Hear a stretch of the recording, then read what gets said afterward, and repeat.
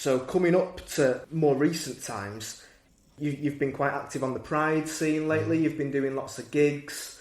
Obviously 2020 was the year of COVID-19. Devastating, obviously, for performers like yourself. Yeah. How did it sort of impact you? COVID is just one of these strange nightmares that we've all had to like live through and cope. It's affected work for me. I've not forgotten the buzz of what it's like to be on stage again, but because it's been so long, it feels kind of strange to talk about even doing a gig because it's been such a long time. I've forgotten what it feels like to be in front of a crowd. Yeah. Being obviously in this apartment on my own hasn't been easy. Lockdown 1, 2 and 3. It's very isolating and it hasn't really done my mind any good, to be honest. But what it has done is it's given me another fight now. Now that we're coming to the end of it, it's given me a fight to really push the music that I've recorded and written. And I do think that there's a lot of great things around the corner for me.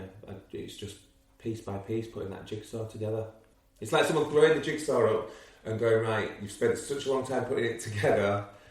COVID's kind of thrown that jigsaw up into the air. It's fallen into 1,000 million pieces, and you have to put them all back together. But you can put it back together again in a different way as well. Yeah, in a different way maybe. You might find a quicker way to do it, you might find a more effective way to do it, and maybe it'll work this time. And as you say about one door closing, another opening, it's giving you an opportunity to sort of reflect and write. Yes. So you've been doing a lot of writing. Yeah, I basically wrote the whole 10-track album during the first lockdown last year because I had so much time to think about stuff.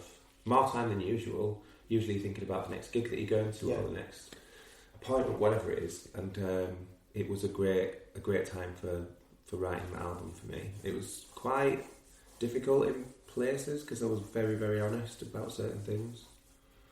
But it's definitely got to be an album that people take to. One of the songs is about a massive breakup that I'm not quite over yet. Another one's about the COVID experience, the first lockdown, where there was nobody on the streets outside. It was like ghost town, everyone was locked inside, and just talking about the observations of what happened, like no planes in the sky. Everything changed, and it was scary and very unnerving. So there's a song on the album called Welcome to the New Way, which is about the COVID-19 thing. And there's a lot of other things about just believing in yourself, because that's a big part of who I am as well. Never giving up on yourself and believing that you can get to where you want to be. You just need to surround yourself with positive people. The producer that I've worked on this album is a guy called Nikk Mager.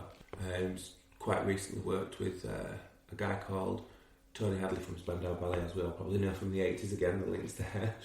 And also he's got a song that he wrote with Amy Winehouse well before she brought out the Frank album. And yeah, he's going to be releasing something that he co-written with Amy Winehouse, which is very exciting. Fantastic. The late great Amy Winehouse. Yeah.